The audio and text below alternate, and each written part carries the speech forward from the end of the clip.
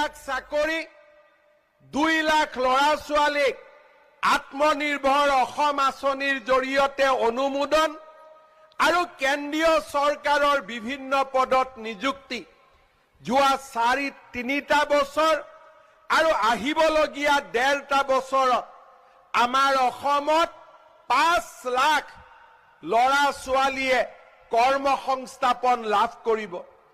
আমাৰ ৰাজ্যত শান্তি শৃংখলা ঘূৰি অহাৰ বাবে ল'ৰা ছোৱালীয়ে ব্যৱসায় বাণিজ্য কৰিছে আৰু আজি তাৰ ফলত হততে দেখি থকা আন্দোলন অসম বন্ধ বঙাইগাঁও জিলা বন্ধ এই ঘটনাবোৰ লাহে লাহে নোহোৱা হৈছে।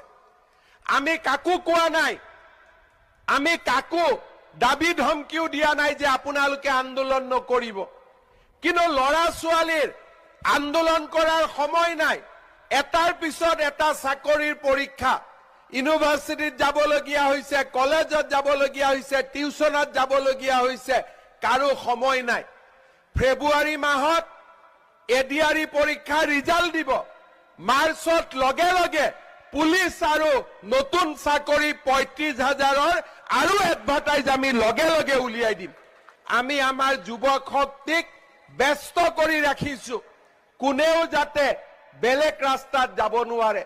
1.5 লাখ চাকৰি 2 লাখ ল'ৰা ছোৱালীক আত্মনিৰ্ভৰ অসম আঁচনিৰ জৰিয়তে অনুমোদন আৰু কেন্দ্ৰীয় চৰকাৰৰ বিভিন্ন পদত নিযুক্তি যোৱা 3টা বছৰ আৰু আহিবলগীয়া 1.5টা বছৰত আমাৰ অসমত 5 লাখ ল'ৰা ছোৱালীয়ে কৰ্মসংস্থাপন লাভ কৰিব।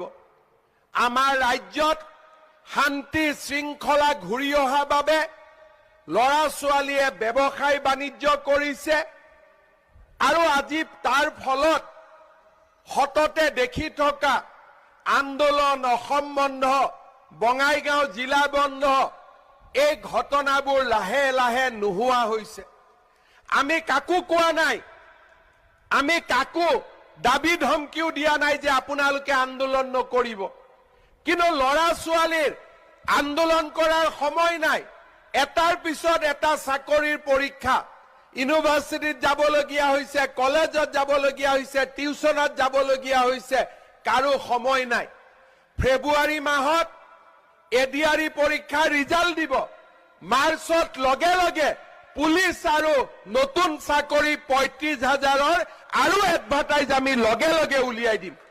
আমি আমাৰ যুৱক শক্তিক ব্যস্ত কৰি ৰাখিছো, কোনেও যাতে বেলেগ ৰাস্তাত যাব নোৱাৰে। 1.5 লাখ চাকৰি 2 লাখ ল'ৰা ছোৱালীক আত্মনিৰ্ভৰ অসম আঁচনিৰ জৰিয়তে অনুমোদন আৰু কেন্দ্ৰীয় চৰকাৰৰ বিভিন্ন পদত নিযুক্তি যোৱা 3টা বছৰ আৰু আহিবলগীয়া 1.5টা বছৰত আমাৰ অসমত 5 লাখ ল'ৰা ছোৱালীয়ে কৰ্মসংস্থাপন লাভ কৰিব।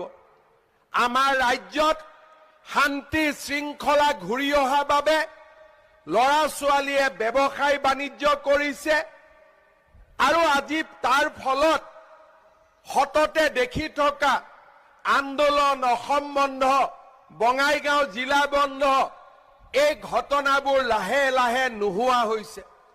আমি কাকো কোৱা নাই, আমি কাকো দাবী ধমকিও দিয়া নাই যে আপোনালোকে আন্দোলন নকৰিব, কিন্তু ল'ৰা ছোৱালীৰ আন্দোলন কৰাৰ সময় নাই।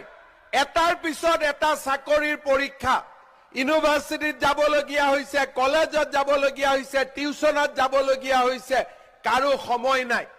ফেব্ৰুৱাৰী মাহত এডিআৰই পৰীক্ষাৰ ৰিজাল্ট দিব, মাৰ্চত লগে লগে পুলিচ আৰু নতুন চাকৰি 35,000ৰ আৰু এডভাৰটাইজ আমি লগে লগে উলিয়াই দিম।